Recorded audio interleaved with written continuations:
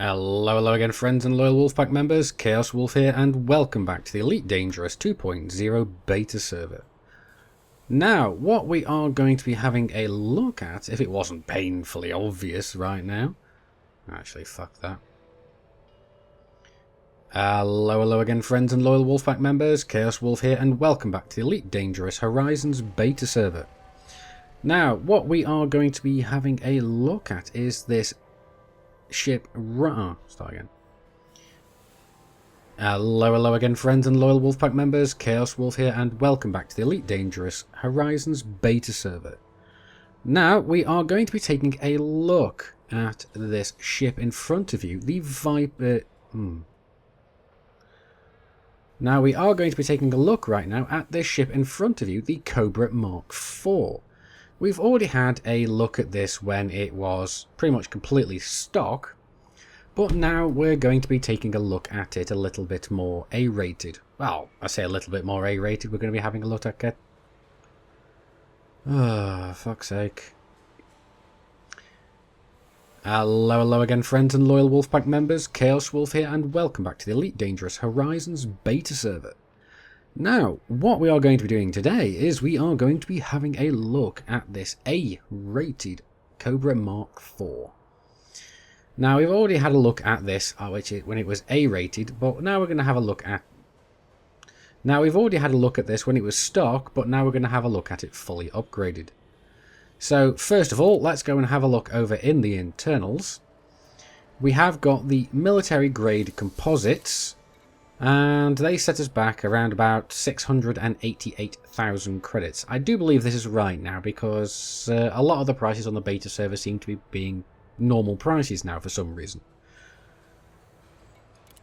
I can't imagine that they'd be 6 million for this ship. No, I think the 600,000 is about right.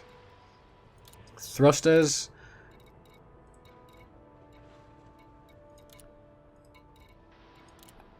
We have gone for these ones, 1,600,000. Yep, that sounds about right. So, the frame shift drive is going to be 1.6 million. The life support, if you want to max it out, it's going to be 158,000 credits.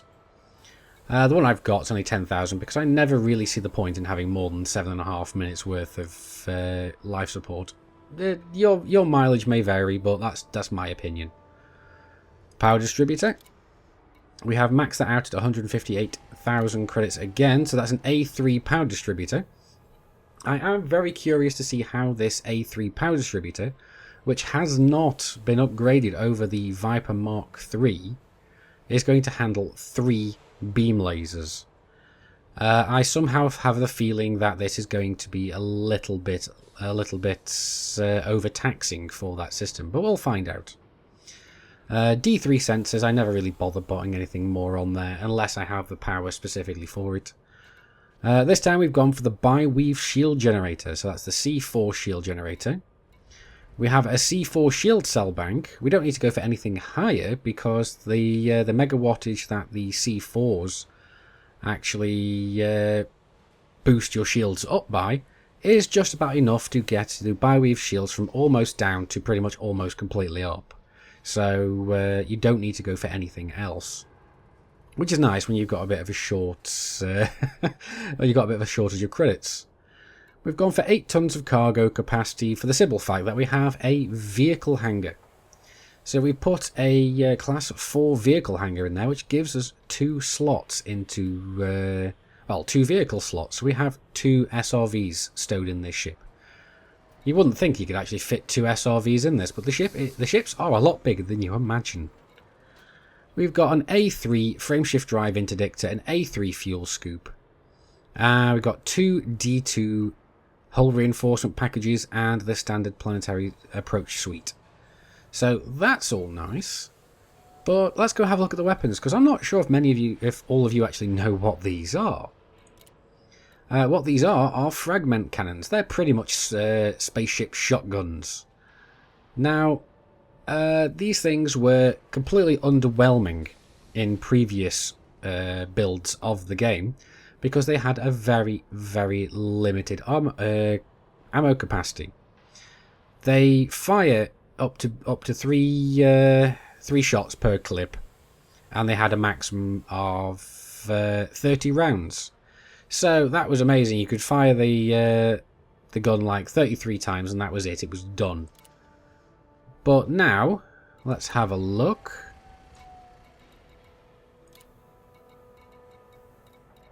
Here we go. You can actually see that it now has triple the ammo capacity, so it now has 90 shots. Now, I'm not sure if this is going to make it that much more viable, but it's going to be a lot better because we don't have to go and reload as often. But I just want to give them a go anyway. I've gone for the fixed variant as always, along with all the other weapons here. We've got fixed beams and fixed fragment cannons. We're going to see how well that works.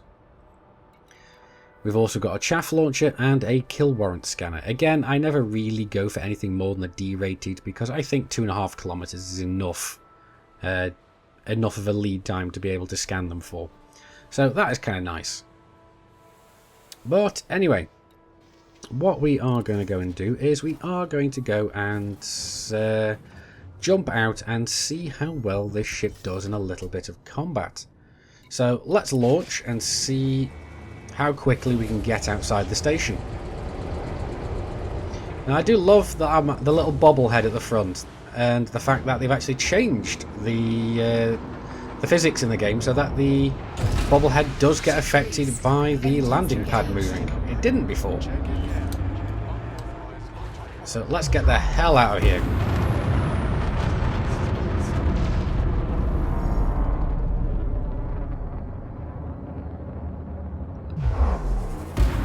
Oh, you gotta love the sound of those engines. But anyway, let's go and see how well we do in some combat.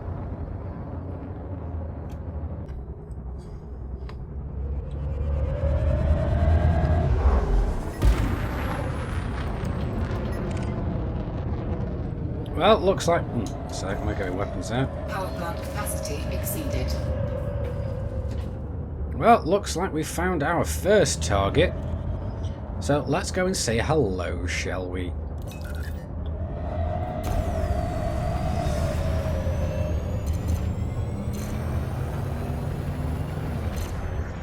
Well, yeah, as I was expecting...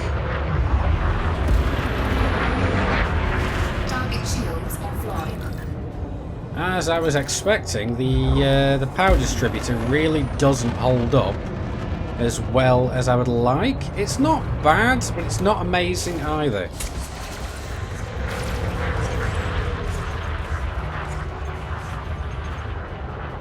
Come back here, you.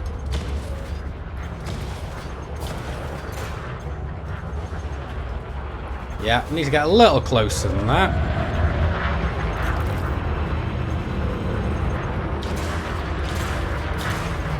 Oh, that's some nice damage. Can't reload. There we go. Look at that, we just turned him into Swiss cheese. It was the right colour as well. Ooh, hello. Looks like we have ourselves an anaconda. Is this guy wanted? Yes, Davy is wanted. So let's go and see how easily we can go and take him out.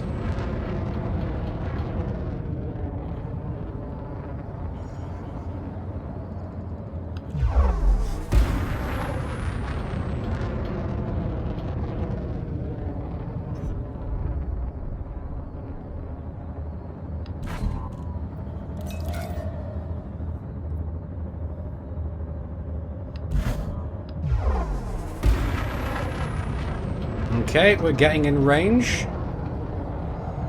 So let's get behind him.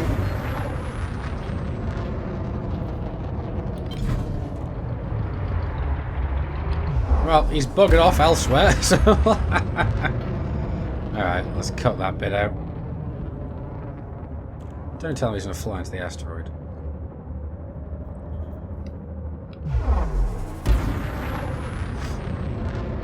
Now you can really tell that the now at the moment you can really tell the boost speed is letting this ship down a little bit. Gone is the trademark speed of the Cobra Mark III. But we're coming up on this guy, so let's see how well we can do this.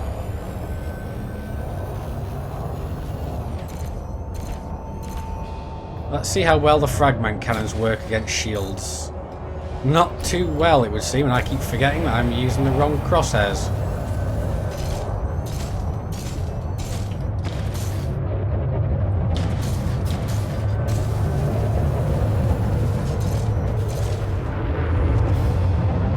Oh Christ, no, no, you're not allowed to use a shield cell bank.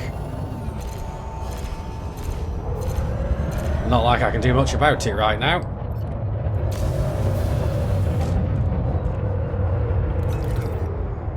Let's get back on his tail.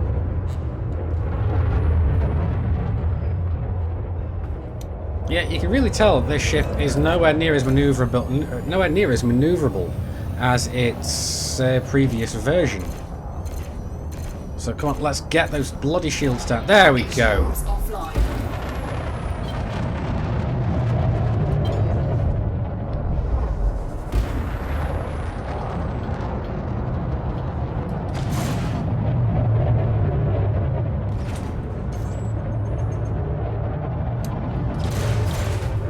There we go, let's get a couple of good solid shots into him. It seems to do some really good hull damage. And at this range we really can't miss.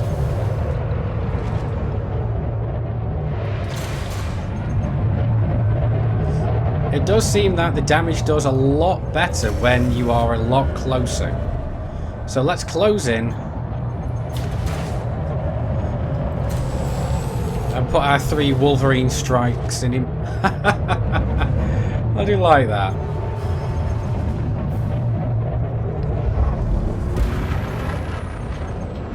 So let's get this puppy turned around. He doesn't seem to be firing back all that much though. I wonder why. Maybe it's because I'm just not giving him the opportunity.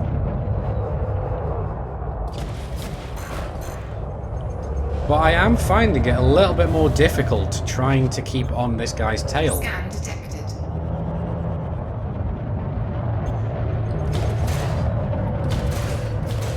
It does feel a lot harder than I remember it being in the Cobra Mark III.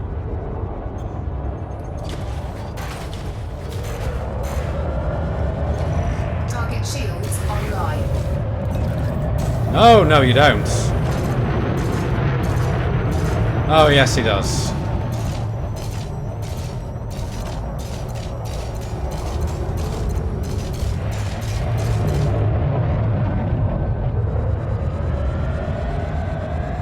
So let's let our capacitor charge up a little bit.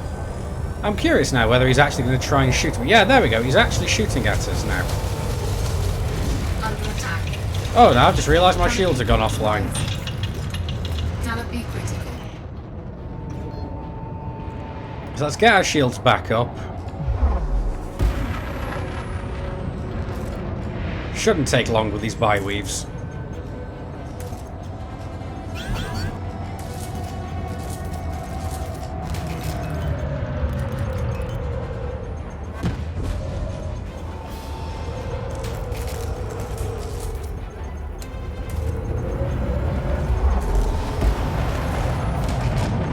Keep out of his way whilst we're getting our shields back up. Warning, temperature critical. Yes, I know temperature's critical.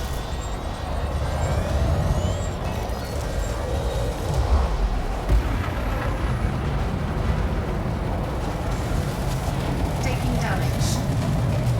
Wow, this is ridiculous. Until the point I let him start shooting at me, we were doing really well. Well, let's get his shields down again and get back in this fight.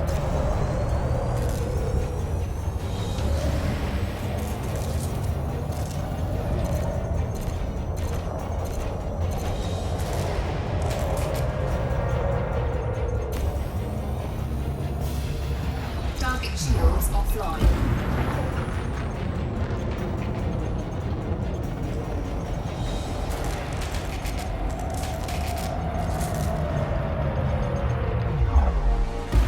Well, he's turning on us again.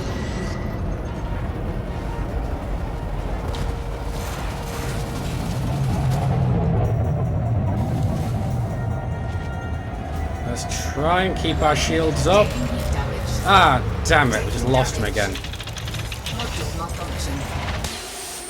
Cabin pressure alert. Right, we've lost our we've lost our screen. Atmospheric failure. And what was that I was saying about the Cabin pressure alert. about the 7.5 minutes?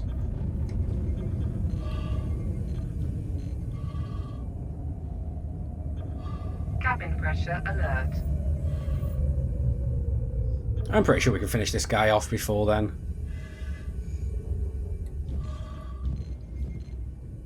There we go. We're pretty much still going to win this. It's just keeping him in our sights.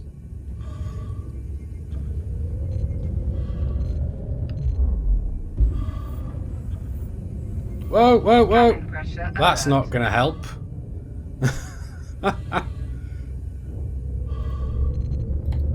Right, it's that way.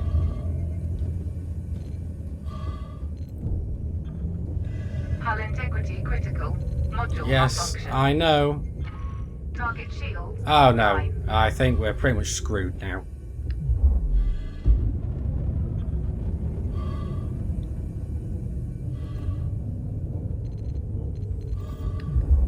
Well, let's see if we can get away for a minute and actually get our shields back up. Shields online. Cabin pressure alert. Warning, taking heat damage. Module malfunction.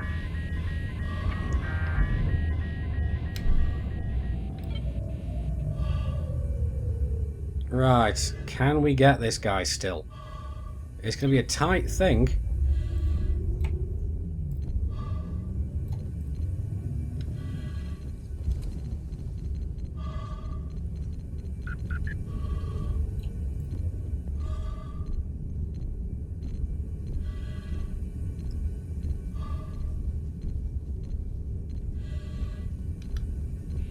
If we can Warning, just keep the taking shields damage. up. Taking damage. No, no, we're gone.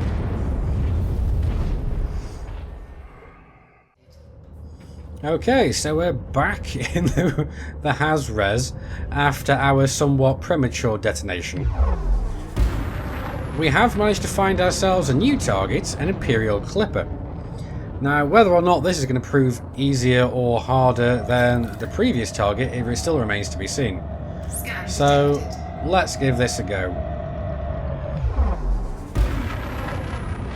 The main issue I find is that this ship does not feel like an upgrade at all, maneuverability-wise, or even combat-wise, really. So let's get behind this guy.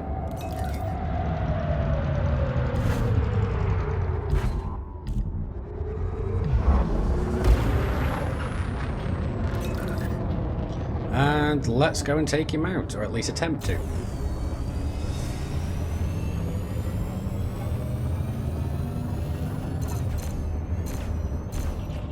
Look at that, with a full charge of the capacitors, we've only really done one ring of shield damage to him, which is absolutely pathetic.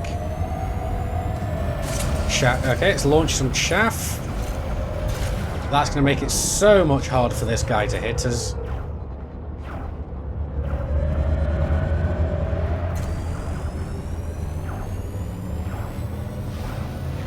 Target shields offline. Right, he's doing the spin of death. I'm happy with that.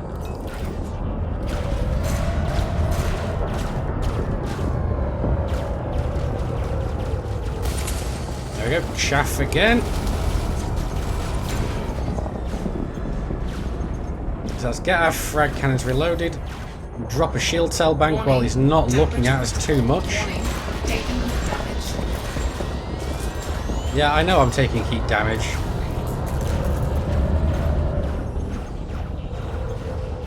We need to get a bit close to this guy.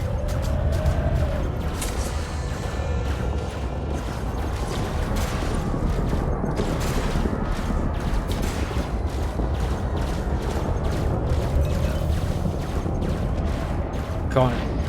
Ah, damn it. Under attack. Target shields online. The maneuverability of this ship is just absolutely horrendous for doing anything along the lines of combat. Even with flight assist off, it is extremely difficult keeping this guy in the line of sight, in the line of fire. And he's got his shields back up. Scan detected.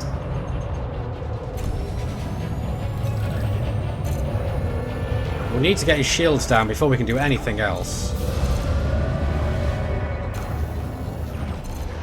Target There we go, shields we've got his offline. shields down. Come on, Scan detected. let me get a bit closer.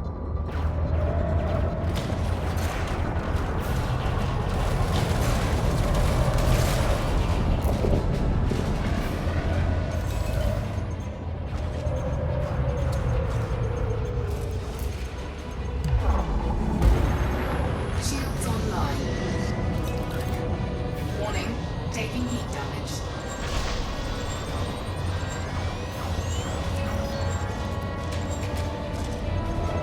Then again, shield-wise, I do think this is my own fault for taking the bi-weaves without any shield boosters.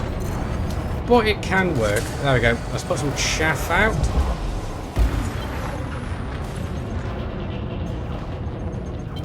And let's try and keep it at least on this guy's tail. Scan detected.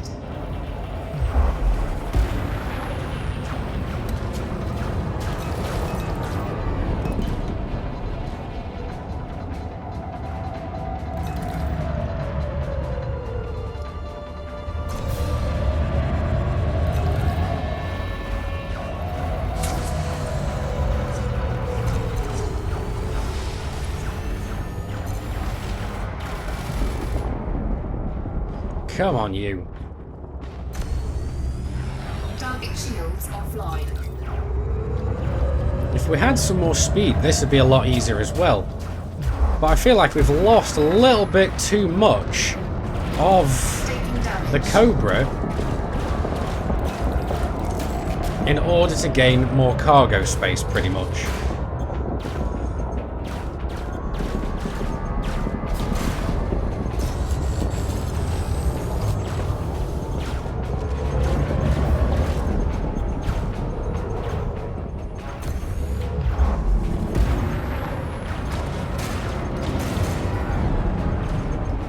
Oh, that was a daring pass. But this thing just changed direction way too slowly. Target shields online.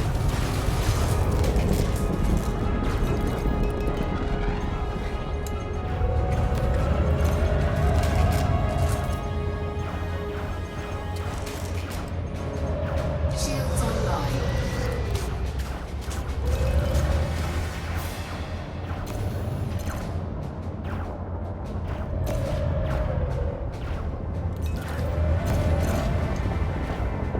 Come here.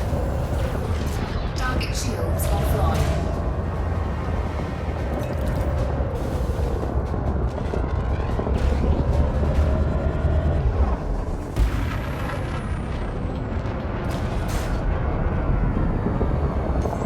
Ah, come back here.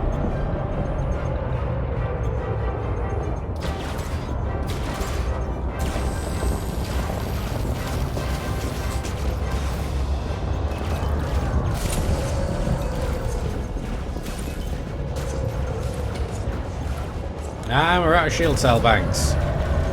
I'll be surprised.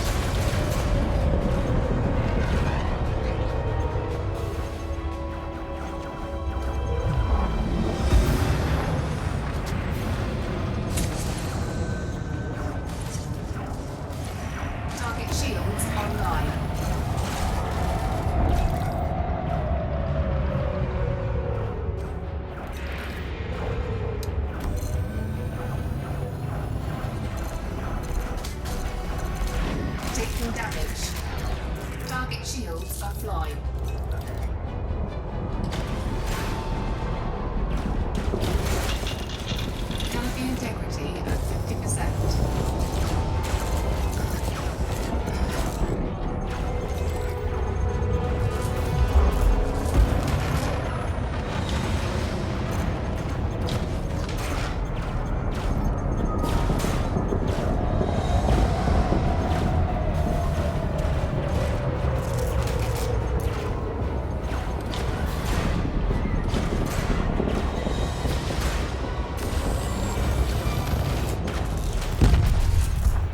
Whoa. Destroyed. Well, we did get him, but that was a hard-fought battle.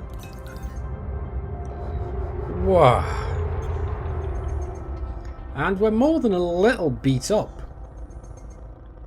Okay, well, let's get the hell out of here and go and see how well this ship goes and lands on a moon fully A-rated. Okay, so we're coming in on this interesting looking little ice world.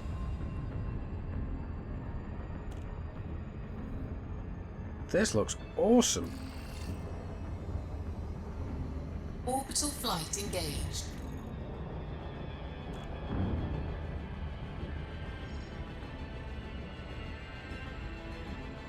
Ooh, let's head for one of these recesses. What do you think? I like this big section over here. That looks awesome. So let's go and try that. So there's the glide complete. Now just look at that scenery. But anyway, let's go and get our asses down on the ground. So we're coming down, and there we go. We found a decent spot. Alignment's now okay. And we're down.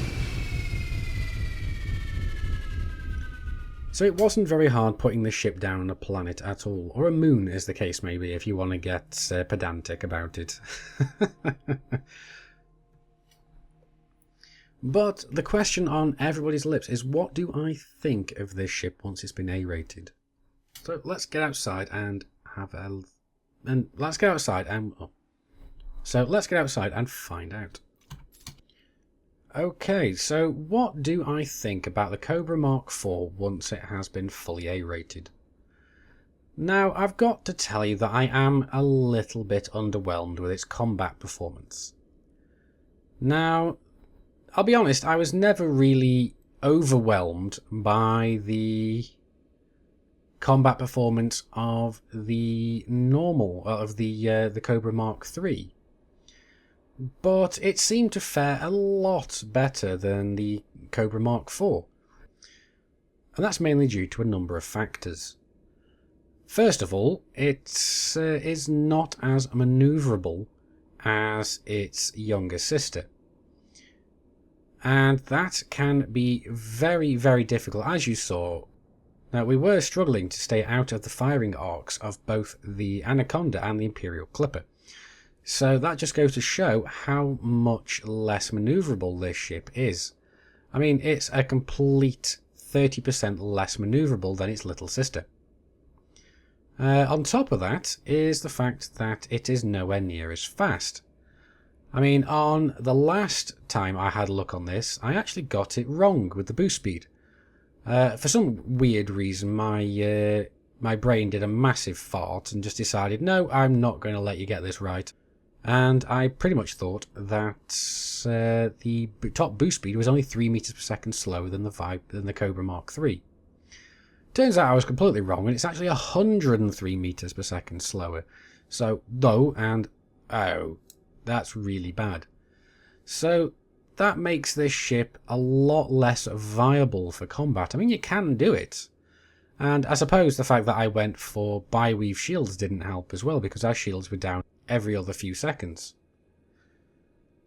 But one of the main limiting factors for me as well is there has been no upgrade to either the power plant or the power distributor, which is not letting us mount a great deal more weaponry, or even better weaponry. So it'll be a struggle getting railguns or anything else on the ship, or plasma accelerators or whatever. But not only that, but we don't have the juice to really run them. You saw how fast the the weapon capacitor drained whilst we were firing off the 3 small beam lasers. So overall, I am somewhat, well, I won't say somewhat, I'll say I am very underwhelmed with the capabilities of this ship in combat. As to its jump range, it has a lower jump range than its younger sister as well. So it's going to be a bit of an iffy ship for exploration as well, which its little sister was a fair dab hand at. By no means an expert at it, but it was better than basically the older sister, the Mark IV. So what does that leave this ship with? It really leaves it with trading, smuggling, and piracy, which is pretty much what a lot of the other ships in this patch seem to be a little bit more geared towards. Now, I'm not saying this is a really bad ship, but I really do think that it needs a little bit more love and attention on Frontier's part. Now, I'm usually not that negative about my ship reviews, but this one just seems like so much of a downgrade on its little sister. And its little sister is the flagship of Elite Dangerous, so you'd think that Frontier wanted to make this ship live up to those expectations as well. But overall, it's not a bad ship, but it's also certainly not a good ship by any real stretch of the imagination. But that's just my opinion. Feel free to disagree with me if you want. In fact, many people generally do. But as always, put your comments down in the field below and let me know what you think of this ship. But anyway, I've been Commander Chaos Wolf, you've been Epic, I will see you soon, and until then, Commanders, keep flying and stay shiny.